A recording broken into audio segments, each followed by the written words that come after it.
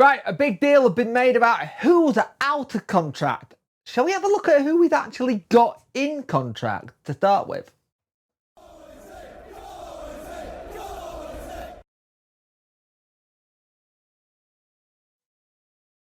Hello and welcome to the video. I hope you are all doing well. Like, share and subscribe to the channel, much appreciate it. Liking helps the algorithm, sharing gets in front of people's faces, and subscribing lets me know like channel. Here I Notification Bell to let you know when videos go live. So Sheffield Wednesday Football Club have got about 16, if you take away the loans, it's about 13 players who are out of contract. So a lot of people have been thinking, who the hell is actually going to be here next season? Well, good question. And got you covered. The Star done a good report on this, but it also helped to say who's in and not out as well. So let's start with the number one person in net. Pierre Charles signed a long-term deal at the start of this season. He will be here for another 2 seasons. So hopefully that means he can be number one next season and beyond. I think you are looking at our number one. I don't see him being anyone else. Deshaun Bernard came in last season as well. There was lots of ums and ahs of what was going to happen with him, if you remember, because he was on tour with Jamaica. And he originally only had a 1-year deal, and then he committed to a long-term one, and it should see him at the club till 2027. I hate the numbers now. I hate it. Dominic Iorfa had a new deal. He signed another deal, and he has got a 1 year left on his current deal. He should hit 200 appearances for the club next season. Now, the thing with Iorfa, now it's a big thing for me. I want to see him stay fit. If you can see Dominic Iorfa stay fit, then fantastic. But he may be one of those ones where I think some people at the club, or fans even, are like, it's time to let him go now. It's time to move on. And I kind of am the same. Max Lowe, let's talk about Max Lowe, because Max Lowe, when he first came in, didn't have a great start to his season, let's be fair. It took him a while to get into it. Well, when he started to get into the games and started to play well, he was absolutely fantastic. He looked really good. He signed a 2-year deal back in June, so he got another year left. And the thing is, you'll start seeing where the big gaps are in this squad for us, and there are big gaps. So, Liam Palmer, a lot of people saying Liam Palmer was out of contract at the end of this season. A lot has said that Liam Palmer is not going to be here next season, and they were going to be like, he's done kind of thing. And he got another year. Apparently he got another year. His contract isn't ending yet. Jan Valery signed a 3-year deal with Sheffield Wednesday. So we've got Valery for another 2 seasons, which is great to see. You can start kind of see a little bit of a better of a defence, but it needs a lot more. Gabriel Arbayo came in and did incredibly well. Really did well. I want to see more of this lad next season. Like, generally, I want to see more of this lad playing for us next season. I liked how he looked. He looked very in control. He looked like a player who got his head screwed on right. He looked like he could command a back line as well. Don't know what his deal is, but it will stretch beyond the season as well. Nathaniel Chalobah. Now, let's talk about Nathaniel Chalobah. Chalobah's had the situation where he has had a kind of in, out. When he has played, he's looked good. I think they've been signed as showing that if this player can have a good pre-season, you've got the idea that built as a player who can sit just in front of, say, a back 3 or back 4 and helps mop up problems. I think that way will work really well in that CDM position and just be able to help out. We've not been able to see him there because Charles had done that a lot this season, and the problem is he's been in and out of the squad with little injuries, and it was the one where you think, okay, that's something we need to try and get him in a better way of going. Maybe again, it's another one of these things. Players who come in and have a whole pre-season with us might go on to have a better situation with us than players who have been here the entire of it. Svante Ingolson. I thought Ingolson did really well. I was really impressed with how Ingolson came into English football.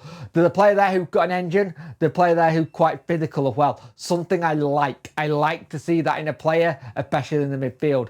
I think he's done okay. Now, apparently he's got 1 more year left and he's got a option on top of that as well, which is something you want to see. I kind of like that. I like Ingolson. I would like to see him play more. Now, the problem that Ingolson had this season, he was so in and out of the squad. He didn't get a consistent run of games. And that's the big thing for me. Big thing for me would have been a big consistent run of games. He never got that. So, Sean Fusai, he went on loan to Carlisle, did okay. I think he was okay to a point with it.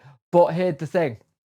With him, you've got to think about what happens next and how we go and how things look at that. But he got a contract till 2028. Jamal Lowe, Taka, came in. I don't think he did as well as he should have done. I'll be brutally honest. I thought Jamal Lowe should have done a lot better than he did. But I don't think we were playing him in the right position. I generally don't think we were playing him in the right position. We were trying to play him as an out-and-out striker. He's not an out-and-out striker. He's a player that comes in off the left and cuts inside.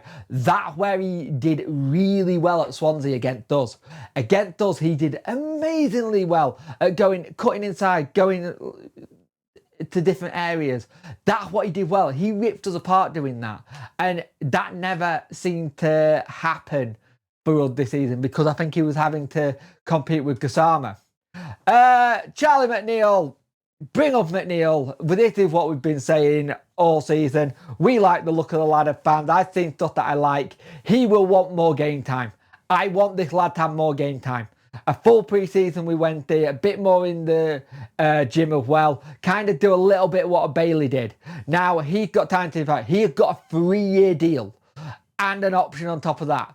So, it will be interesting to see what happened with Charlie. I think when he originally signed it was a bit longer than that actually. But I'd like to see Charlie come more into the squad and play well. Now you're thinking of Charlie and maybe Cads up top. Could that be a combination that works? Gassama, we know about the star boy. Gassama, he got a year left on his contract. We desperately want him to get a new deal. We want a new deal for Gassama. Gassama should already have a new deal in front of him, and he doesn't.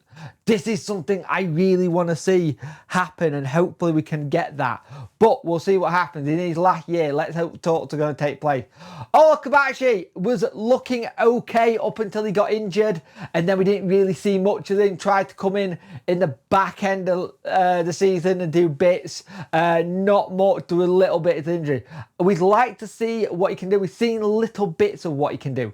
He's got a 4-year deal. He signed a 4-year deal in the summer, so he probably got 3 years left. Bailey Cadamartri, we know what the situation. He went on loan to Lincoln, did well to his goal time. He signed a deal until 2028 in December 2023.